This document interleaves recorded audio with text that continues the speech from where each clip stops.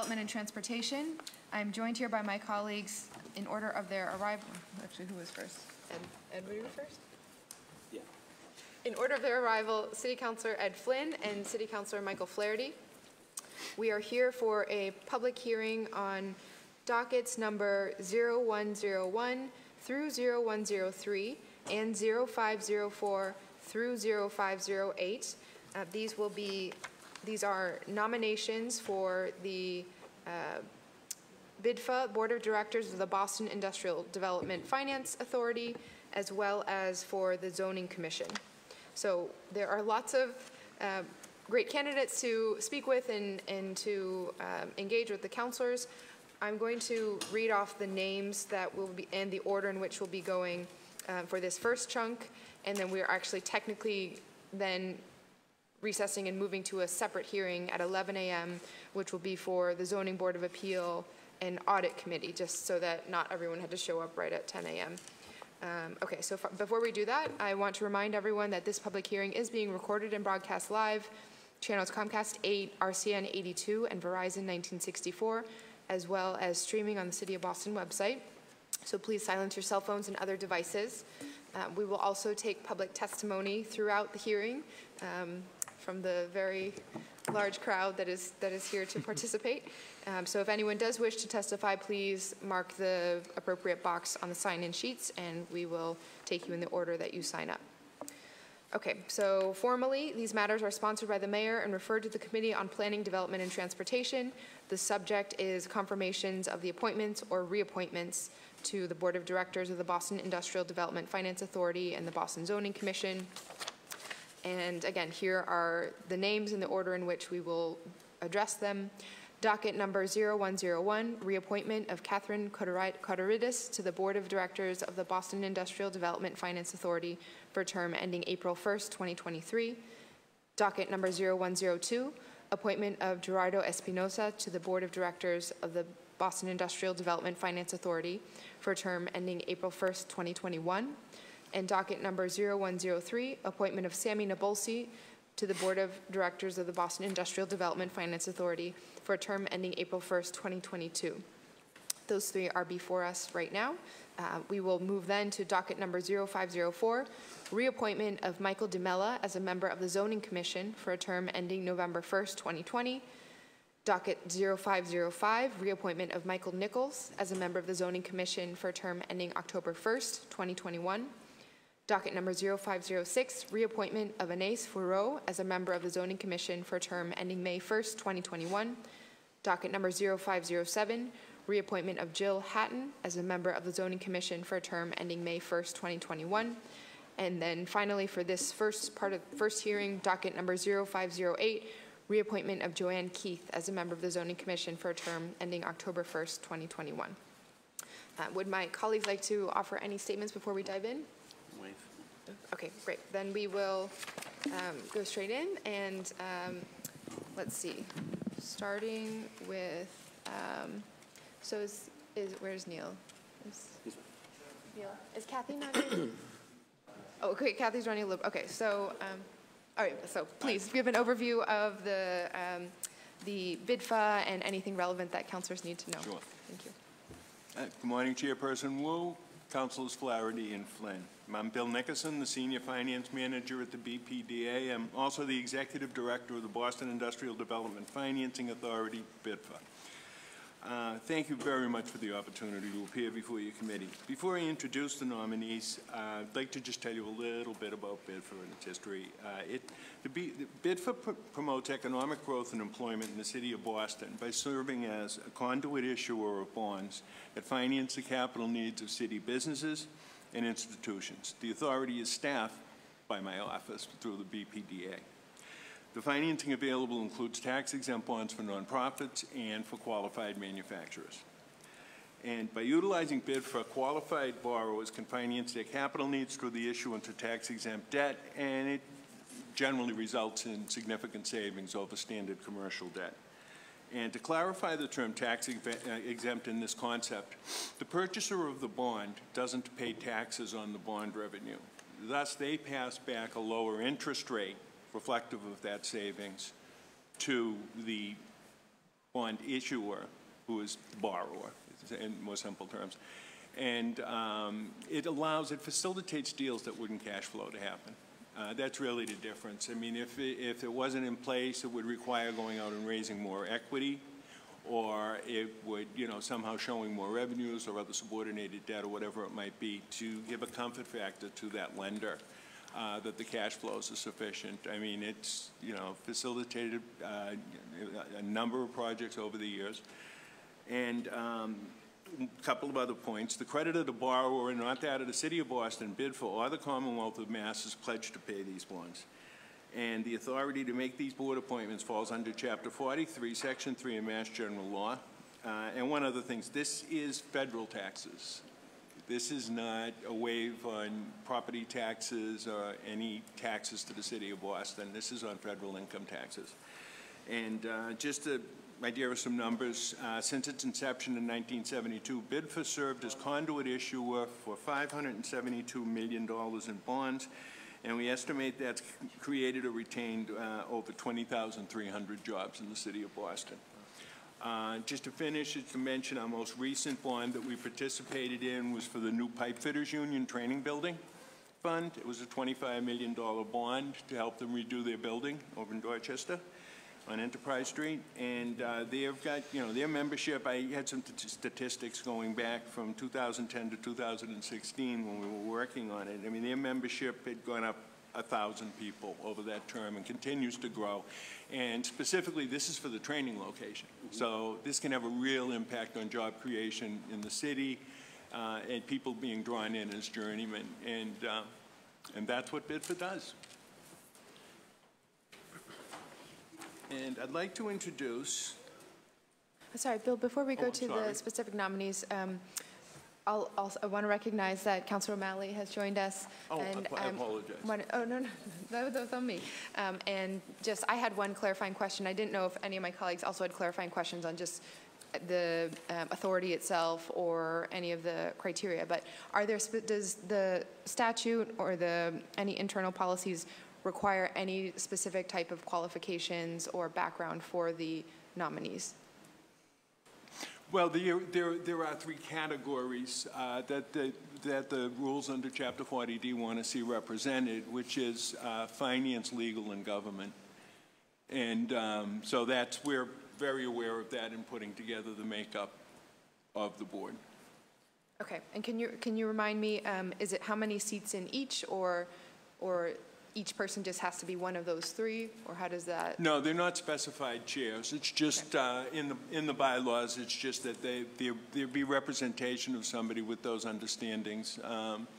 Broadly stated, you want to have people with legal expertise, people who understand financing, and people who understand development, and all of those inputs into the process. And we have very strong group of people in all of those categories here today. Okay, thank you. Do my colleagues have any questions for Bill, just generally about BIDFA, before we get into the nominees? No? Okay, all right. Thank you, Bill. You could introduce the nominees, please. Okay. First, I'd like to introduce Gerardo Espinoza. Gerardo's the Executive Director of the Local Enterprise Assistance Fund, LEAF. That's a CDFI that promotes human and economic development. And specifically, I can say, on the other program I manage, the Boston Local Development Corporation Small Business Fund, we've done so much work with Gerardo's organization in helping to facilitate small business loans to women, minority, inner city businesses. They give a real step up. But I'll let Gerardo tell you more about himself. Yeah, good morning. Thank you for the opportunity to present these comments. My name is Gerardo Espinoza, and I currently serve as Executive Director of the Local Enterprise Assistance Fund. We normally go by the acronym that is LEAF. And the LEAF is a community development financial institution certified by the U.S. Treasury as a financial institution. And part of our funding comes from the U.S. Treasury, from foundations, from faith organizations, and in turn we use these funds to make loans, and loans that have some specific type of social impact. I think that particularly relevant to the conversation today is to mention that LEAF provides two type of programs in Boston, Massachusetts. One of them is technical assistance to small businesses, and the other one is lending to a small business, but particularly with a focus on women-owned or minority-owned businesses. And that is one component of our activities, and that's pretty much where we intersect with Bill's activities. And the other element of our activities more recently is that the organization was selected to be the lead administrator of a state initiative called the Massachusetts Food Trust Program. It's a healthy food initiative of the state of Massachusetts. So through that program, we're providing financing to grocery stores, farmer markets, and other establishments to facilitate the access of healthy food, particularly in lower income neighborhoods. And so that is, I think, a summary of the core activities at LEAF. And before LEAF, my personal background has always been in finance, both in banking as well as in investment management. And I will stop there because I think this is just a brief bio. So we'll go to questions from my colleagues. I think probably better to go one by one so we can get into as much depth as folks wish. Councillor Flynn, any questions for Mr. Espinosa? No, I reviewed your resume, and I think you have excellent work experience, and I'm glad you've dedicated and committed to helping minority companies, minority-owned companies, women-owned companies. So I just want to say thank you for your work for so many years on this important issue. I don't have any questions. I just wanted to thank you. Thank you. Thank you, Councillor Flynn. Councillor Flaherty. Thank you. I concur with Councillor Flynn. Obviously, there's over 40 years of analytical investment management and asset management experience, along with your education and credentials, coupled with tremendous nonprofit experience. I think it makes you a perfect fit for BIDFA, so I'm happy to support your candidacy. And just quickly to Bill, that pipe fitters building is it's absolutely beautiful. First of its kind, first class facility, training facility. Yeah. Get a chance to get over there with Councillor Flynn recently for an opening and tour, and you know, makes you want to be a pipe fitter, you know, so instead of a politician. But I know that's going to be it's a great asset for our city, and it's to your point, you see that's going to turn a lot of folks onto that trade. It's also going to be the envy of the other trades, which is going to force them to step up their game as well, and hopefully we'll have I hope they do, then I can get the bond. That'd be great. We also did the Carpenters Union Training Fund that's on the side of the highway, and that came out beautiful. That's great. Yeah, that's another one. So thank you for the work that you do, Bill, on behalf of BIDFA and reaching out to our building trades and making sure we're providing as much opportunity as the skyline continues to grow and the economic opportunity continues to come to our city. It's important for us to make sure that our residents and our citizens are prepared to tap into to that hope and opportunity that's out there. So appreciate your efforts. Thank you, Councillor Flaherty. Councillor O'Malley. Thank you, Madam Chair. Thank you, ladies and gentlemen, for your dedication to public service. And all resumes are incredibly impressive, and look forward to continuing to work or working with some new folks. So I have no questions at this time, other than really impressed with the breadth and depth of experience that you all bring to the table. So thank you, Madam Chair. Thank you, Councillor O'Malley. Mr. Espinosa, how would you interpret the mission of BIDFA? As following on what Bill was mentioning, is to improve the basic end of BIDFA is to improve the economic well-being of the residents of the city of Boston. And I think that is a combination of a number of activities that benefit the community. Could be a small business development, could be real estate through the programs that he mentioned and other initiatives. I think we intersect in some of those, and so we'll be happy to assist or contribute to the mission of Bill's organization. Could you, and I'm going to ask these to all of the nominees so you can get a little sneak preview. Could you describe one thing that, either an area or a specific accomplishment, basically one thing that has been going really well for BIDFA, and then maybe something that the authority is not doing now that you would like to move into doing? Yeah, so the area that I know better of BIDFA activities is what we do with the small businesses. And I should add as well that we provide technical assistance for small business through the Main Street program of the City of Boston, one of the TA providers. And in that capacity, we have identified businesses that have the need for technical assistance, and as a follow-up to that, for the need of the financing related to that, and some of the, in particular, the flexible financing that Bill's organization can provide. And those are areas where we have collaborated very well, and I think that's an area where Bill has a lot of expertise, and the agency is doing very well. Great. The area where I think probably my sense is Bill's organization would like to see more is in the issuance of bond, which more recently has, I think, been more in the hands of the Mass Development Authority. But to the extent that they can develop more that field, I think it will help the organization and the resources of the organization. Great, thank you. And then finally, how do you see the role of BIDFA in terms of community engagement, and what would you bring to the table? My impression is that Bill does a great job in reaching out to different players that are involved in this aspect of community development, and I think that is how initially we link with him.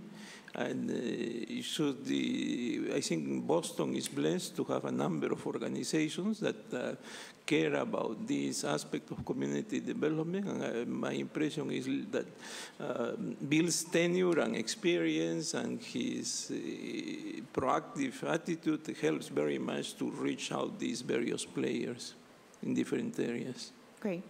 Thank you. I want to recognize that Councillor Josh Zakem has joined us as well. Councillor Zakem, for this segment, the BIDFA nominees, we're actually going nominee by nominee. I think it's looking like it may not be possible given the number for the others. But do you have any questions specifically for Gerardo? Not right now. Okay. Thank you. Thank you very much. Can I congratulate you on your Spanish? Gracias. Yeah, it's very seldom that my name is well pronounced. Yeah. Thank you. Thank you. Thank you. Bill, feel free to proceed. Next, I'd like to introduce Attorney Sammy Nabulsi. Sammy used to be with the City of Boston as in-house counsel, but he most recently is at Rose, Chinitz & Rose Law Firm. He represents various clients, colleges, universities, municipalities, and employers in litigation and administrative appeals. And just before I pass it over to him, we've had a couple of conversations, and we're just getting to know each other. His experience with the universities is going to bring an enormous voice to the BIDFA board, especially in some of the new initiatives we're trying to move to in the energy space and remediation space as far as the rising issues of rising water levels. We're looking at developing new products to help support the issues there. And I think he brings, just from our conversations, is going to bring a lot to the table in that world. Sammy? Great, thank you, Bill.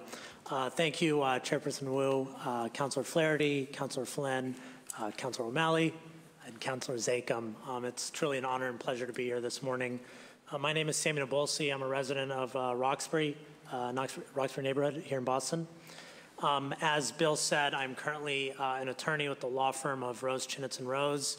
As an attorney there, I represent municipalities, colleges, and universities, and other entities in various types of litigation, also do a fair amount of transactional work. But more importantly, and why I am where I am today is for my experience here with the City of Boston.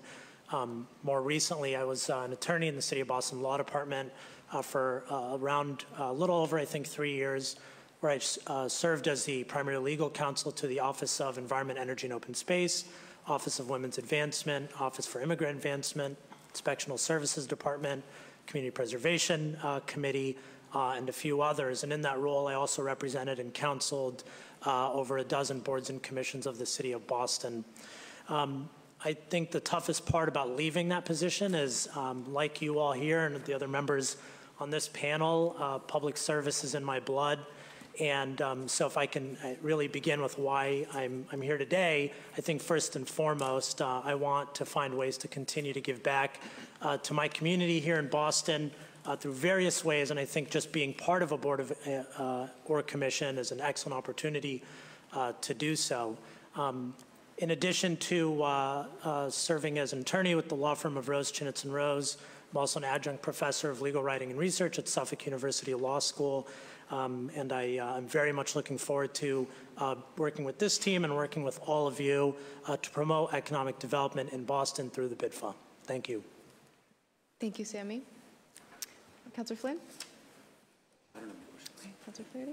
Thank you, Madam Chair. We're obviously very familiar with Sammy, with his work from as Assistant Corporation Counsel, so I can attest we've worked together. I know he's worked with this council. He's very well versed in many different aspects of municipal government, particularly as it pertains to finance, procurement, licensing, service contracts, and grants. So the resume is very impressive with some intern stints at the U.S. District Court First Circuit as well. And he's affiliated with some very reputable law firms in Boston as well as academic institutions. So for his great work in public service and in the private sector, I fully endorse Sammy's candidacy for the BIDFA position. Thank you, Councillor Flaherty. Councillor Zachem, any questions for Mr. Nabolsi? Okay. So I don't know if you had them written down, but just so how would you interpret the mission of BIDFA? Sure. You know, so number one, I would say, I think simply the mission of BIDFA is really to promote economic development. The types of, you know, this was obviously created for a special purpose. The types of financing that it offers are for entities and projects that ordinarily would not receive ordinary financing. So number one, I think it's economic development, but I think that also comes with a component which is equity. You know, again, it's made to promote manufacturing jobs. It's made to promote nonprofit holds in the city of Boston, and I think in addition to just economic development, I think it promotes you know, an equitable mission, which is to promote kind of these educational, charitable missions in addition to corporate missions in the city of Boston. Great. And so along those lines, what is BIDFA doing really well right now? And is there anything that BIDFA is not doing that you would like to see the authority move into? Sure. So I think, you know, on what BIDFA is doing very well, I think Bill hit it right on the head, which is, you know, since its creation, it's created and sustained, you know, over 20,000 jobs in the city of Boston. And I think that's a really important mission. That's great. I think there are two issues, though, with BIDFA that I look forward to working with everyone here on as we move forward. You know, number one, you know, while BIDFA has Bill, and Bill is wonderful, he's juggling various things. I think that the board of directors could do more in making sure that people know about BIDFA. I think the website's great. I think Bill does a great job meeting with nonprofits and banks around the city of Boston. But what can other members of this board do to make sure that nonprofit organizations, other entities either thinking about coming to Boston or already in Boston, do they know about BIDFA?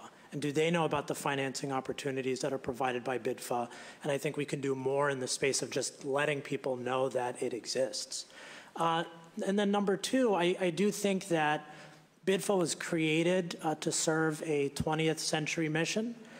Can we bring that unique financing into 21st century problems, right? So as Bill said, and I share this with him, and I worked on a lot of these when I was here at the city, can we use this as an opportunity to work on projects related to energy and energy retrofits? Can we use this to work on projects related to resiliency? These are things that are difficult to finance, and I think with these cheaper forms of financing, we might be able to find very innovative pathways to promote the necessary retrofits that we need in the city of Boston and the necessary waterfront development or changes to promote a resilient Boston as we move forward into the future. And how will you facilitate community engagement as a board member? Sure. I think there are several ways. Number one, I think as a board, we are a board of directors. I don't think it's enough to just attend the meetings that are noticed and to be there and participate. I think we all owe a fiduciary duty to the organization, and that comes with constantly thinking about it and promoting it. And so I think between meetings, there's a lot of things that the board can do in reaching out to our networks. I think we all come from very diverse backgrounds. We all know players in the nonprofit world, making sure that we're constantly on our own communicating to our networks. But I also think we should leverage all of the services and opportunities here at the City of Boston. I've had the pleasure of working with the Office of Economic Development, Chief Barros, and also the Office of Neighborhood Services with Chief Jerome Smith. And I think there are a lot of avenues there where we can work with them to make sure that they're helping us get the word out about what BIDFA is and what BIDFA does and what BIDFA can do for various members and entities in the community. Great. Thank you very much. Okay. Yes, for Kathy, please. Last but certainly not least, I'd like to introduce Kathy Carterides. This is Kathy's up for reappointment. She's been on the board for a number of years. After a long career running the city's Main Street program and serving as Economic Development Director at then the BRA, before we were BPDA, Kathy moved on to a position she holds now as the Executive Director of Historic Boston. They rehabilitate endangered historic buildings that the market has overlooked. And I'll pass it to Kathy to tell you a little more. Thank you. Great. Thank you, Bill. Good morning, councilors, but thank you, Chairperson Wu, pardon me, for convening us and hearing, or convening this hearing all about the Boston Industrial Development Finance Authority. First of all, I want to apologize for being late. That was not my intention today, but we do have an event tomorrow at Historic Boston that is a little distracting at the moment, so I invite you all to be in Roxbury at 50 Cedar Street, the St. James African Orthodox Church, at 11:30, if you can. Thank you. It's a pleasure to be here, and it's always a pleasure to talk about the city's actual tools for financing. And for me, having worked both directly with them as a manager of these programs at the BPDA, as well as through the Main Street program over the years, I've learned a lot about the intersection of small business, real estate development, nonprofit health and development, and the various tools for financing pieces of their strength. And I really find that it's important for us all to understand that BIDFA is I'm probably, Councilor Wu, jumping right to your questions. Please, if you don't mind. Great. Because in a way, Bill has talked about my interest and career, and in my capacity as executive director of a nonprofit organization that does rehabilitate endangered historic buildings and engages in real estate and tries to attract businesses and nonprofits to those, I have frequent conversations with Bill about whether or not BIDFA's tax-exempt bonds or some of his other instruments are actually useful to those kinds of properties, which you know are located throughout the city of Boston and need attention because they aren't the easy ones to undertake, and yet they can play a very important role. So I think that the role that instruments like tax-exempt bonds can play in addressing the character of our neighborhoods, for sure, but also the repositioning of, historic buildings, but maybe other types of structures for reuse and broader economic health, including things like, naturally, jobs, but also investment and confidence is really, really important.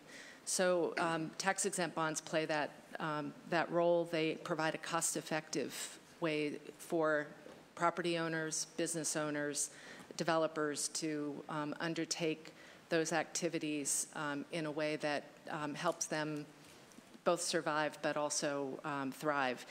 And I think for us, too, we often talk about small business, but it's a tough game in small business. It takes a lot for enterprises to succeed, and it's important for us to be able to have tools in City Hall to step up and support small enterprises. And I'm talking businesses with 200 jobs or less, not just mom and pops don't really play here.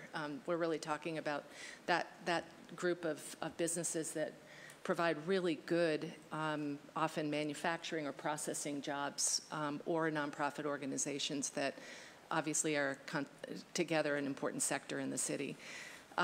So I think that these are really important instruments for us to have in our economic development tool bag. If I were to tell you what I think we could be doing better, I would echo my future colleagues' I hope, sentiment that we could be more strategic in thinking about what's coming and what we need to be fostering and supporting. But I also think that the BPDA could also be redirecting or training project managers to know this instrument really, really well so they can refer properties that are coming through the development pipeline to Bill and to all of us. I think that the more that all of the folks around economic development and City Hall are walking and talking all of these instruments, the more effective it can be from a management standpoint. I also think that we as a board could also be, and I do think we do this, that we can be really good about reaching out to our constituencies. And I think we've got some folks here that do immediately touch base with a diverse range of people and enterprises every day, and we can be making those referrals as well, outside and in. You know, I think the notion of having as many tools in our toolkit is probably the most important thing, though, that we can be offering low-cost financing to enterprises to be, and nonprofit organizations to be able to stay in the city, to improve our neighborhoods, and to provide ongoing employment for people. So I'll stop there. Great. Thank you. Councilor Flynn? Thank you, Councilor Wu, and thank you, Catherine. And you have an excellent background, excellent education. I'm looking forward to supporting your nomination, as I am for Sammy, and I already talked about Mr. Espinoza. I was just wondering, Catherine, I know you highlighted in your opening statement outreach to the community. I had a hearing yesterday at the City Council on language access, making sure that city departments, City Council is able to communicate with residents of the city in languages other than English as well. Yeah. Do you have any plans to, you know, reach out to various constituencies that may not speak English? It's a really, really important point. It's, I'm probably the worst person personally to speak to this since my language skills are pretty limited, but I think that alone speaks to the need. I think, though, I'd like to believe we have networks amongst ourselves. I know that in my own business, Historic Boston, if we were to need to reach into a constituency that doesn't predominantly speak English, we would be seeking out our friends, peers, or even professionals. And I would like to think that that would be a set of approaches to take in knowing that we are entering and being sensitive to entering certain communities that are not, who do not speak primarily English. No, thank you, and thank you for your excellent work on many issues in the city for many years. Then my final question or comment is maybe to Bill or to you as well, Catherine. Could we also just take a look going forward at looking at some of the very small businesses that we see in our neighborhoods that maybe only, you know, 2 or 3 people, they're struggling to pay the rents on to stay in their location. I had a hairdresser in Chinatown, and he was struggling to afford his bills, and there was these elderly women coming out of their homes to pay $2 or $3 so that this small business owner could hire a lawyer so he could pay his bills. But can we also consider the small business owner in the incredible role they play in our city, whether it's through services or education, job training, and employment as well? Could I speak to that, Kathy? Oh, you should, yes. Okay. The purpose of BIDFA is specifically to finance larger scale projects. The entry point's about $2 million before the savings can be realized by doing a tax-exempt bond. And it's limited by federal tax code to 501c3s and qualified manufacturers. However, the other program, the sister program, so to speak, that I manage, the Boston Local Development Corporation, is that it targets exactly what you're describing. We make small business loans through that fund. The program has its own funds in there. It is itself a 501c3 with a board of trustees, bankers, attorneys, community development people sit on that board, and we make small business loans. And exactly what you're talking about, I saw the article, the gentleman you're talking about, I know Right. specifically that case, and was looking to see if it could get some outreach. If you have a contact to connect me with him, that would be awesome. I do. And Yep. I'm also always looking, anybody who's small business, to put them in my direction, because we're always looking. One of the hardest things for people to do is to find out we exist. Right. In the past year, we got a standalone website, and that's helping us some.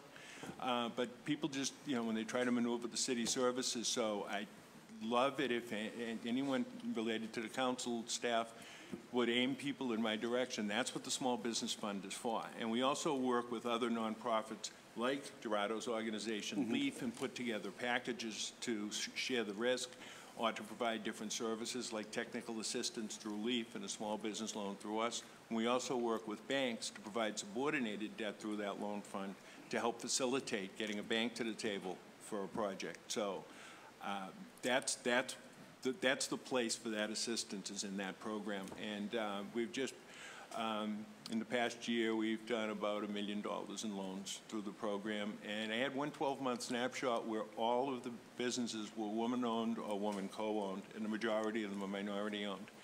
And they're the small businesses you're describing. Right. The local job creators, the hair salons, et cetera. Right. No, thank you, Bill. I appreciate that. I just wanted to provide a little bit of background. Is during the difficult times in Boston over the last 30 or 40 years, these small business owners were struggling to pay their rent, and now the city is booming, it's doing well.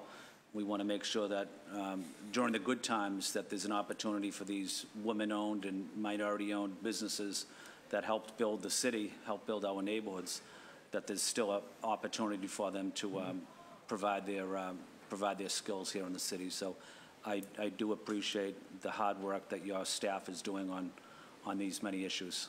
Thank you. Thank you for the opportunity to give a plug to the loan fund. Okay. Yeah. Thank you, Councilor Councilor, Flynn. can I just say one thing as it relates directly to BIDFA, that if it's possible to help larger scale development or the types of properties that are being developed here to reduce the costs of doing what they want to do, it's possible theoretically and maybe even actually to reduce what it costs to occupy those buildings as well in the case where there may be small businesses. That's not always necessarily the case, but I guess it's instruments like these that help to keep all the costs down, that ultimately drill down to the little guy who occupies the storefront. So it's important to look at the whole project because it's that development that you're talking about that's booming, that's setting a pretty high bar for the little guy to pay, because suddenly our market pricing for retail or for the hairdressing is a lot higher. Not the cost of doing it necessarily, but well, yes, but the cost of occupancy of that space just went up because everything's going well. Right. So it's a weird spiral, and so having these tools is really important for us to be able to help to make things more cost effective. No, thank you, Catherine. Thank you, Councilor Flynn. Councilor Flaherty. Thank you, Madam Chair. I'm excited to support your reappointment, Kathy. Thank you. Obviously, a two-page resume is impressive. I just talk too much. I wrote where I met you, which is right in the middle here of all of the great work. But when you were the director of the Boston Main Streets program back in 1995, and Right. I remember well. So you're important to Boston in our neighborhoods. Your community involvement, your passion for Boston and for making our city great it's important to me in terms of having that great quality. So I know that the work you've done on the Main Streets programs, which helps revitalize our small local business areas, which has paid dividends, is still in existence today. You also do, not a lot of folks, and it's not on the resume, but you do a lot of things behind the scenes. You champion different causes. You have a great way of connecting people and organizations together that may not even sort of know that they have any synergy, but you're the sort of that cog in the wheel that makes it happen. We saw it firsthand with the CPA, the Community Preservation Act, and you're right in the middle of that, and sort of just connecting people and organizations with the opportunity that's there. So that's a very important and impressive quality for me from your community activism standpoint. But the resume and your professional experiences has you well suited to be reappointed to the board. So happy to call you a friend and happy to support your candidacy. Thank you, Madam Chair. Thank you, Councillor Flaherty. Councillor Zachem?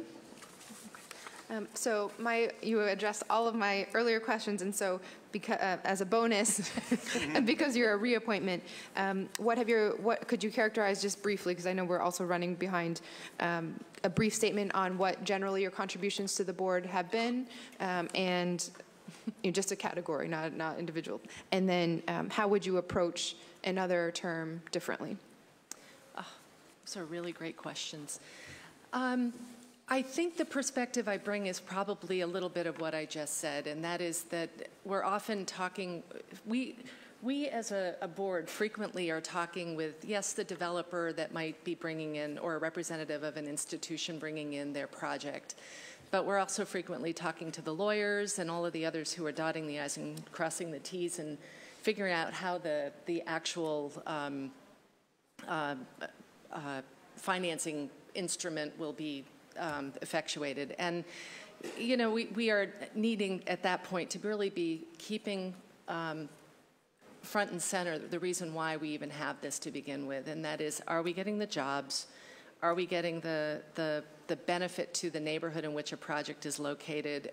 Are all of the other things that probably are part of other types of reviews that the BPDA are actually being addressed and really front and center while we're working through all the technicalities of the actual application and the bond itself. So I think those are the things that I feel like I'm always listening for, and if there's question marks about that, really advocating for economic development as the primary purpose for this. There was a How would you second part of approach it that. differently this time Well, around? I'm really intrigued by how to support outreach that relates to some kind of strategic priority or set of strategic priorities. You know, we will always need to be trying to help maintain the various key sectors in the city, industry, processing, whatever it may be. But if what we can do is figure out how to be creative in some of the things that we know to be coming, whether it's energy related, whether it's resiliency related, we should be pressing as a board and as individuals to try to see how we can make ourselves most innovative and creative. Great. Well, thank you so much. I think that's all for this panel. Thank you, Bill, Sammy, Gerardo, Kathy. Really appreciate your time, and feel free to stay if you'd like to watch the others, but we are done with this portion, and we'll do a switch over to the Zoning Commission nominees. Thank you very much. Thank you. Thank you. Thank you. Let me make sure we have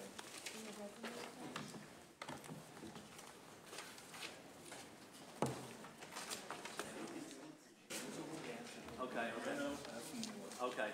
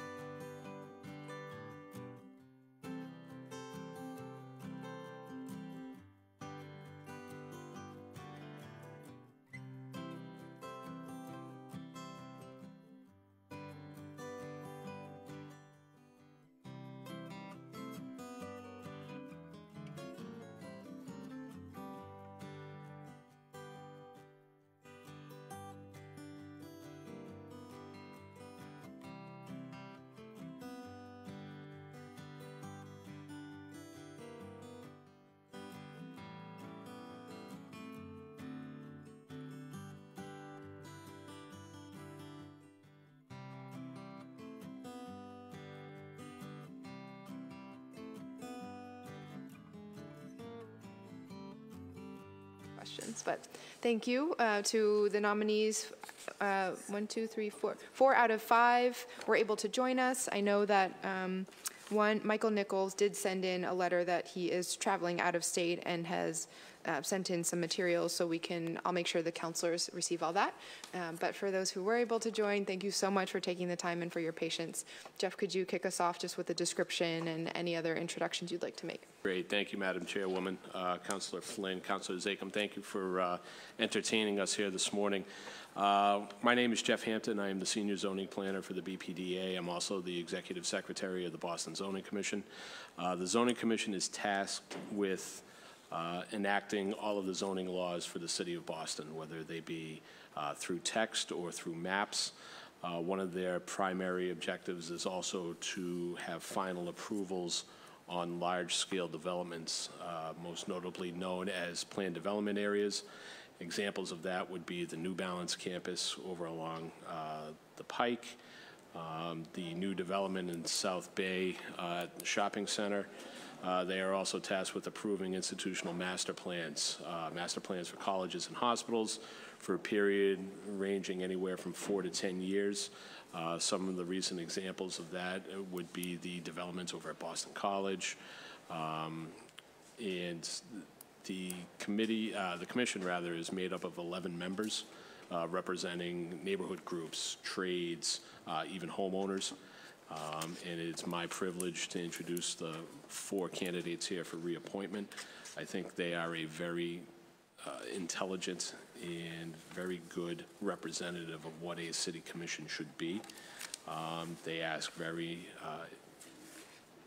detailed questions. They ask for everything that goes on in the community, not just a rubber stamp, knowing that they are the last ones to approve any sort of legislation or approve the proposed projects. So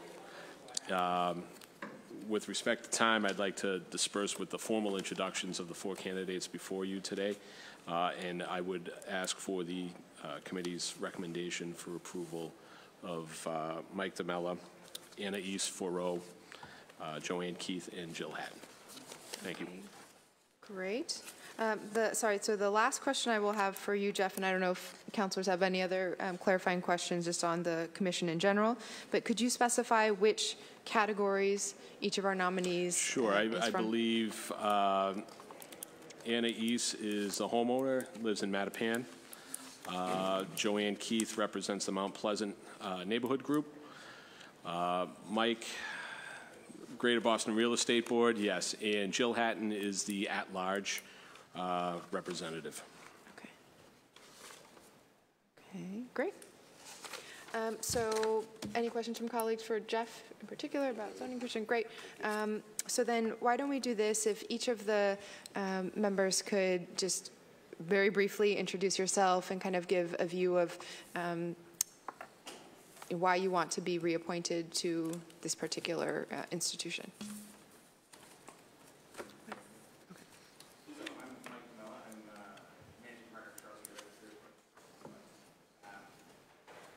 Let me start over there. Thank you for the time and the opportunity here today, Chair Wu and Councilor Flaherty, Flynn, and Zachem.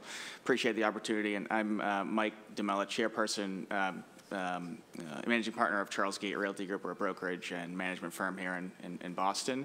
I've also most recently been Chair of the Greater Boston Real Estate Board.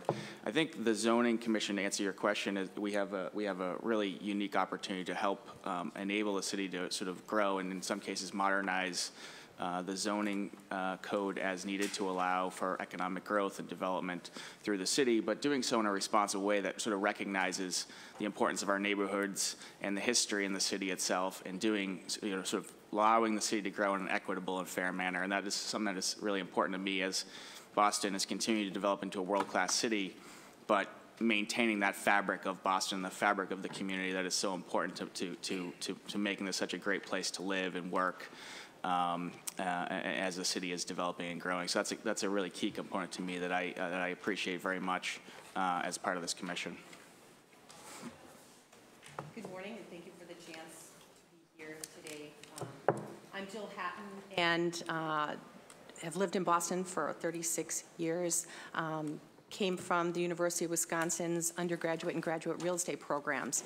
And so real estate and real estate investment has always been my background.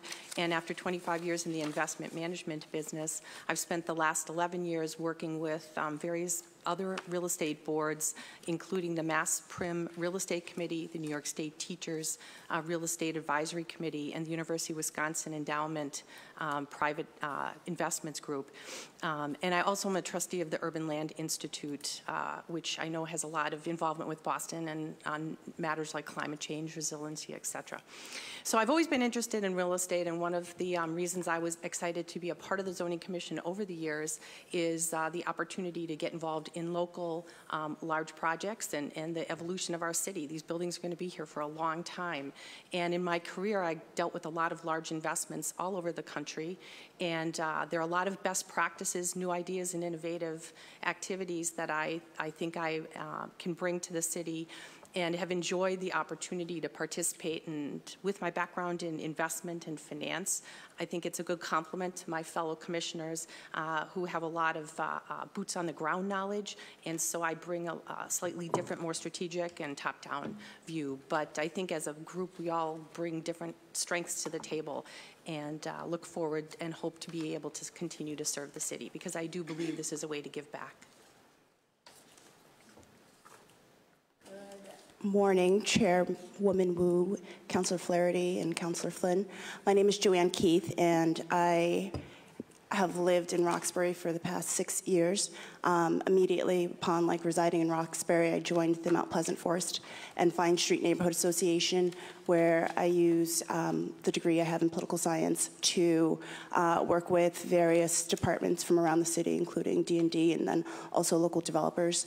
I think the work that we've done on the small scale in my neighborhood has helped shape my perspective here on a larger scale with the city and the different projects that we see.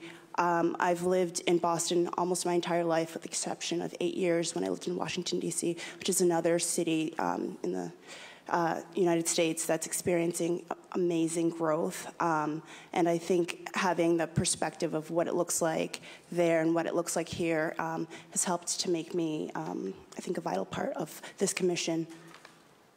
Thank you. Thank you, Joanne. Oh, don't worry about pressing. Don't worry about pressing any of the buttons. Carrie manages in the back, so it might take a second to come on, but you don't have to. Oh, okay, touch great. anything. Well, good morning, Chairperson Wu and other committee members who also just joined us. My name is Anais Farrow. I've served on the Zoning Commission for 2 years. As Jeff mentioned, I lived in Mattapan. I've lived in Mattapan for 8 years. I was the original homeowner for Homestead Green Development on the former Boston State Hospital in 2011. And ever since, I've worked in state government, I've worked in the city government, and I'm currently with the Attorney General's office. I think that it's been a pleasure serving on the board, kind of getting a sense of how Boston is evolving and the different developments that are changing the social fabric. As my former colleagues have mentioned, it's been interesting understanding how these new developments are meeting community needs and making sure that everyone is on board with the landscape of where the city of Boston is headed.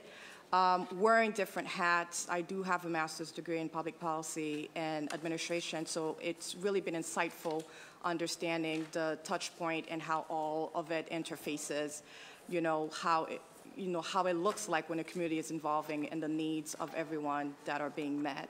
So one of my honor in being in a community, honestly, it's seeing the increasing communities coming in to the Zoning Commission meetings and expressing their approval or disapproval of these new projects, and the board members paying very close attention to what these needs are and making sure they are reflected in the projects that are coming in. So I am excited to serve another 3 years. I look forward to staying on a team that brings so many different breadth of experience, and looking forward to see what it looks like moving forward. Great. Thank you all. So we'll go to colleagues for questions. You could direct your questions to the entire panel or individual nominees as well. Councilor Flynn? Thank you, Councilor Wu. I don't have any questions other than a brief comment. I reviewed all of the resumes, and I know all of you are well qualified, have excellent education, background, skills, but I was also impressed with the level of community involvement you have across the neighborhoods of Boston. So I know you'll continue to do a good job for the residents of Boston, and you know, I'm happy to support your nominations when it comes up. So I just want to say thank you for all your support, helping grow the city, helping move Boston move forward. We appreciate everything that you're doing. Thank you, Councillor Flynn. Councillor Flaherty. Thank you, Madam Chair. I want to echo that. Just want to thank you all for your willingness to serve and for the work that you're currently doing on the Boston Zoning Commission. I know firsthand my father had served on the Zoning Commission, so I know the role that you play for our city and the future of our city. You had referenced sort of the evolution of Boston, and that takes place right in front of you on a weekly basis as people are making presentations of plans, working closely with elected leaders and community groups, but also with the BRA under the leadership of Jeff Hampton, who does a phenomenal job up there. So only footnote I'll have is I think that we're at an interesting time in our city, particularly as it pertains to sort of the marijuana bonanza. And our offices, our phones, there's a total division that's been set up for new emerging industries. And this council, working with our mayor and working with the BRA and the Zoning Commission, we put a very critical and a very important half-mile buffer in to make sure that we're protecting neighborhoods so that no one neighborhood is sort of overrun, you know, by the bonanza, as I'm calling it, because it's a feeding frenzy to get open and to get there and to be first. And we know of people that are in other different businesses and industries that are basically cashing in. They're retiring. They're taking their 401k, and everyone's dumping it into this. And I hope that they don't lose their sort of life savings and you know, in their businesses, because at some point I think the federal government is just going to reclassify marijuana and allow folks to get it at CVS and Rite Aid and Walgreens. And if that happens, then that whole bonanza is just going to dry up. So I just want to be cognizant as we move forward as a city, the role that the Zoning Commission plays, the role that that buffer plays in sort of protecting neighborhoods and having a level playing field and sort of restoring order to the sort of feeding frenzy that's taking place here in our city, for everyone to open to be the first pot shop and cannabis cafe and the new twist on it. So so I appreciate the time and attention you've given to that buffer, and hope that you'll continue to respect that buffer as we continue to roll out. And if at some point in time the buffer, we've met the ceiling based on our requirement, based on the state legislation, and that at that point we need to have a conversation about maybe making some adjustments or tweaks to the buffer. But I would argue that that shouldn't happen until these things have been rolled out, until we've reached that ceiling. And then if there's an additional demand to that, then we can talk about, is a half-mile buffer, is that now too restrictive? Should we talk about maybe a quarter of a mile buffer? But I just want to ask that we maintain and respect the integrity of the buffer until this thing kind of flushes itself out, because we really don't know where it's going to go. And I'd hate to see that thing trampled in the infancy stages as we're trying to make some sense as to what's happening throughout all of our neighborhoods. So that's my footnote on it, but I'm happy to support your reappointment. Look forward to continuing to work with you and other members of the Zoning Commission. Thank you, Madam Chair. Thank you, Councillor Flaherty. And before I go to Councillor Zachem, I apologize. My two colleagues have been in the chamber for some time now. I wrote them down on my list, but I didn't publicly acknowledge that they had come, Councillor Baker and Councillor Sabi George. Councillor Zachem. Thank you, Madam Chair. Thank you all for your service on the commission. I look forward to supporting the reappointment. I also want to make sure to congratulate Mike here on the birth of his daughter, him and his wife Erin. Your first child, right? Just a couple weeks ago. So you look remarkably alert and awake, and were able to answer those questions. But congratulations on that, and certainly for your service to the city on the Zoning Commission. Thank you. Thank you, Councillor Zachem. Councillor Baker. Thank you, Madam Chair. And I just want to echo the comments of my colleagues. I will be supportive. I just have one question, Anais, if that's right. You said that people coming in to voice opposition and support. How often do they come in to voice support? Much more often, actually, than disapproving of it. Yeah. I mean, I've only served for 2 years, you know, so I think when there was opposition, it was very clear that there was opposition, but, you know, I've been proud to hear a lot of approval, because I guess the developers have worked a lot with the community to make sure that they are included in the process early on in the process than what was done in the past. So we've gotten a lot of approvals. We've come a long way. Thank you. Thank you for your service. Thank you, Councilor Baker. Councilor Sabi George.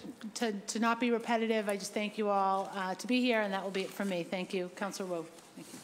Thank you. So I just wanted to follow up briefly on Councilor Flaherty's point in terms of the buffer rule, the half-mile radius. So would the position of all, because this has now specifically come up and has been deferred until July with the East Boston situation around the two potential locations being 0.4 miles apart, is your perspective that the language in the zoning code means that those two establishments should not both be permitted?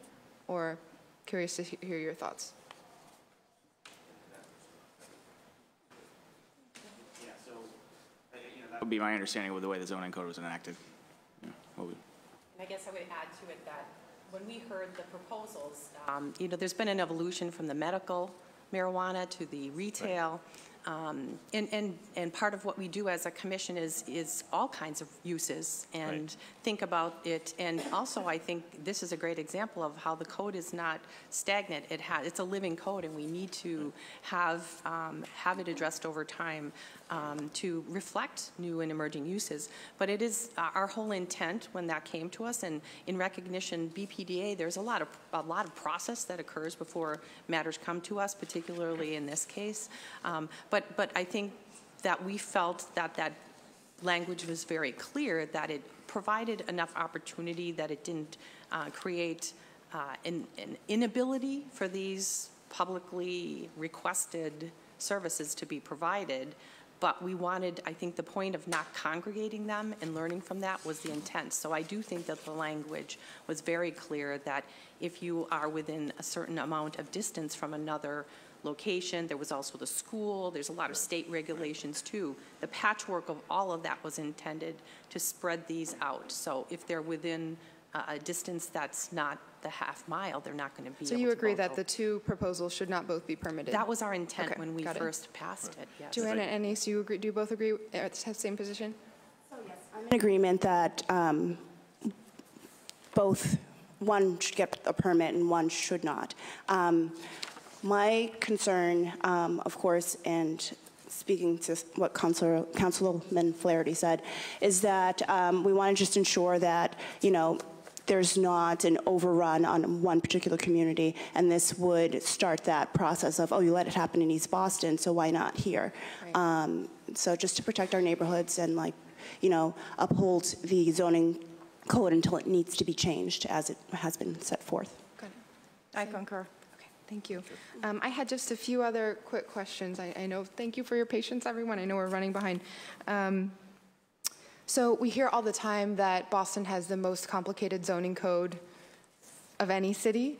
Mm-hmm. Any thoughts on if that is just kind of where we are, or do you have, in a perfect world, maybe not next year or the year after that, but if you were thinking about major changes to the zoning code,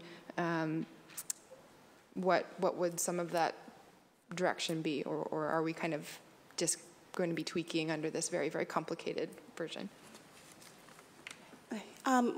So one thing that I would recommend is that we actually look at the institutional master plans and also the documents that are set place for the neighborhoods and what the neighborhoods look like. I think sometimes a lot of those documents have come to the end of a term that was set upon. And so I think that, anything is complicated, but I think that if we're actively looking at these documents and making sure that they fit within, what Boston and the mayor would like to see going forth for the city, I think that would be the right thing to do in order to keep the laws and the zoning from getting too complicated. Go first? I was just going to say, I think the code is, it is complicated, but our city is very diverse. It has a lot of different characteristics and neighborhoods and features, and I think that's part of why we have a very extensive zoning code, and certainly there are other cities like San Francisco that are also extensive, and what I think is most important is that we have clarity in the code, that we update it continually. I think the neighborhood master planning that goes on over time is very important to modernize and keep our code current. But I think that what the benefit of having a comprehensive code like we have is that there's a great public process, and given the historic nature, but also the vibrancy of the city, I think our code it may be complicated, but it's working. I just want to echo to that and say that in addition to what's been said, having it complicated brings conversation, and it brings conversation at every moment, at any process. So how mundane it might sound that we do meet for a text amendment or a code, I think that it does affect abutters or anybody else in a city. So I think it forces folks to come together and have the conversation to understand whether or not it fits the needs at the moment for everyone. So maybe I'm biased on that one, being that I'm a commissioner on that side, having to hear it, but I think what I've seen is that it forces everybody to come around and it being very judicious about what they're proposing and why they're proposing it. The only thing I would add there is I think certainly I agree with several comments made in terms of the complexity of the code is due to some of the neighborhood sort of strength and structure in the city, and that's what gives Boston its beauty and in a lot of ways the vibrancy in the community, and that's absolutely important to maintain, and the feedback from the community. However, the complexity and sort of lack of modernization in certain areas also adds to some confusion and prevents a process from being a bit more streamlined, where it could be in such a way that would reduce costs overall and sort of reduce the end user, either the rent for a retail shop that was brought up earlier or for a home owner or a renter. So I think there's some opportunity to modernize and simplify to set sort of a little bit more clear expectations on what can be expected from a developer going through the process and prevent some of the high sort of costs involved through the development cycle and therefore allow us to build more affordable housing and more affordable opportunities for people. So I would sort of urge a little bit more of a look for all of us to find ways to simplify the code in certain aspects for sure. Okay, last question from me, and then if folks want to, I know Councilor Baker will have another round. When we think about development across the city and zoning and kind of the relationship, one of the most heartbreaking from every neighborhood is just the stories of displacement and gentrification. In your capacity, what do you think the role of the zoning code is in addressing gentrification and displacement? And are there specific changes that you would seek to make, either on a kind of community by community scale or a larger scale? And I would say the way the code is set up is there's there are a lot of height and density restrictions that are meant to preserve areas that are largely neighborhood areas where we would have lower density, lower heights. And in order to pierce those or try to change it, there's a huge public process you would have to go to. So I think those tools help us to preserve some of the character and opportunities in the neighborhood to avoid displacement. But it can also be a tool to encourage the creation of affordable units within a project. So part of the zoning code, as you know, is inclusionary development. We have impact fees, et cetera. So the code is a way, and the commission enforces that when developers are coming through. Some of that obviously is legislated outside of our group, and so the ability to add more affordable components or change some of that would have to come from somewhere else, but we're obviously cognizant of those minimum requirements when we see deals as well. Yeah, and I would echo what Jill just said. I think it's really, really important, and part of what the zoning code is structured is protect a lot of the neighborhoods and the historic parts of the neighborhoods especially. But I do think there needs to be an opportunity, there needs to be a mechanism to add density in areas sort of around, whether it's around transit or other sort of opportunities, not within the areas of some of the neighborhoods, but on the outskirts or on the edges of the neighborhoods to build higher density, perhaps with density bonuses for more affordability included and other opportunities like that can encourage more affordable building, more supply to meet the demand that's out there. So I think that's going to be an important aspect for the city to look to go moving forward here. Thank you. I think a review of developers who come before the Zoning Commission and what their practices have been in the past as far as whether or not they accept the impact fee or whether or not they add more inclusionary housing is something that should be a part of our process. I think if we look closer at what developers are doing, we can, from our point of view, and I guess this would happen before it came to zoning, of course, we can kind of like root out some of this pushing out that is happening because people are happy to pay a fee as opposed to include that inclusionary housing component in their development. One thing that I've seen in my personal experience is I'm a homeowner in a new development in Mattapan on Morton Street, and I was one of the original ones. And so I've had this interesting perspective of seeing the developer offering to new homeownership and rentals around, and talking to community advisory group that was created to oversee the project, the community benefits that would come with that, and how the community would be integrated into that, and then having to go to the zoning commission and hearing the project in a whole more holistic perspective, technical way. I think what's been good is the developers, and echoing a little bit of this, is offering the community benefits that are not necessarily financial or monetary. It's more so of like what kind of buildings are we creating that we feel like the community would benefit from, and the inclusionary of additional housing and affordable housing that sometimes has put requirements on some of these projects to make sure that people are not displaced. So even though there's room for improvement, I do see some kind of positive progress headed that way. And, I've seen it personally, and I've also joined the Citizens Advisory Committee meetings where I'm hearing the developer presenting to the communities what these projects are before they even come to the Zoning Commission. Great. Thank you. I know, did you, either of you? And Councilor Baker? Thank you, Madam Chair. Can somebody speak to, do we have opportunities on your commission to look at as-of-right projects? Because I've seen some as-of-right projects, because they don't trip variance and you don't come in front of the neighborhood, and you end up with actually a worse product in some occasions. I mean, I have one in my head, we won't get into it. So are there opportunities to, even though a project may be as of right, is there a way to get them in front of us, you, the community at some point through the zoning commission? And if it's no, it's no. Opinions?